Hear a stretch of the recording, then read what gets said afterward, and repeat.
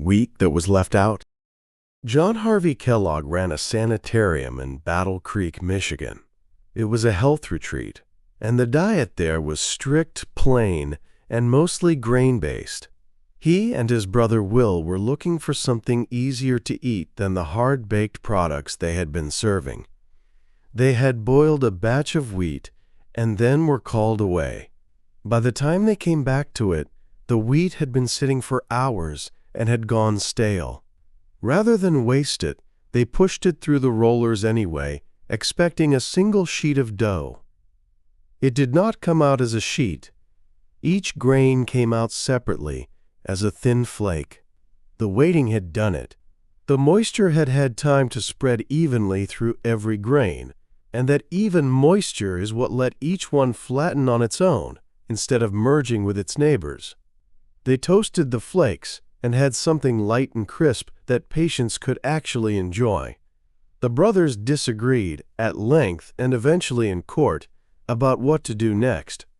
John wanted it to remain a health food. Will wanted to add sugar and sell it to everybody. Will founded the company, and Will was right about the market. The cereal aisle in every supermarket descends from a pot of wheat that somebody forgot about. The chocolate in the pocket. Percy Spencer worked for Raytheon on magnetrons, the tubes that generate the microwaves used in radar. He had almost no formal education. He had learned electronics largely by taking things apart, and he was very good at it. One day he was standing near an active magnetron and noticed that a sweet in his pocket had gone soft. Standing near a warm machine and finding melted chocolate is not, on its own, interesting. What made it interesting is what Spencer did next. He did not assume it was the heat coming off the equipment. He tested it. He sent for popcorn kernels and held them near the tube they popped.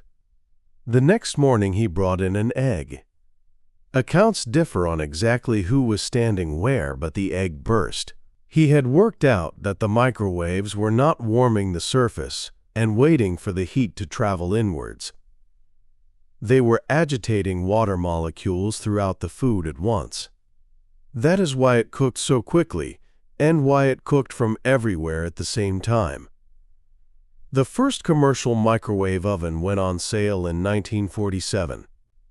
It stood nearly as tall as a person, weighed several hundred kilograms, and needed plumbing because it was water-cooled. It cost about as much as a car. It took another 20 years of shrinking before one would sit on a kitchen counter.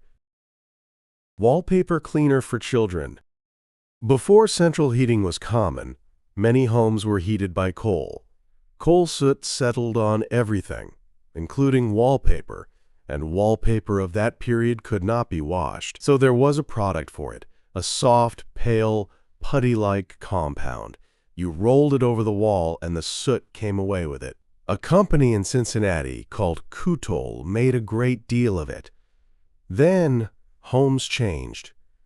Gas and oil heating spread. Wallpaper became washable. The soot problem quietly disappeared, and so did the market. The company was in serious trouble. The turn came from a family connection. A relative of the company's owners taught nursery school and mentioned that the modeling clay available to schools was hard for small hands to work. The wallpaper cleaner, she pointed out, was soft, non-toxic, and reusable. They took the same compound, removed the detergent, added color and a scent, and sold it as a toy. It became Play-Doh. The product barely changed. What changed was who it was for.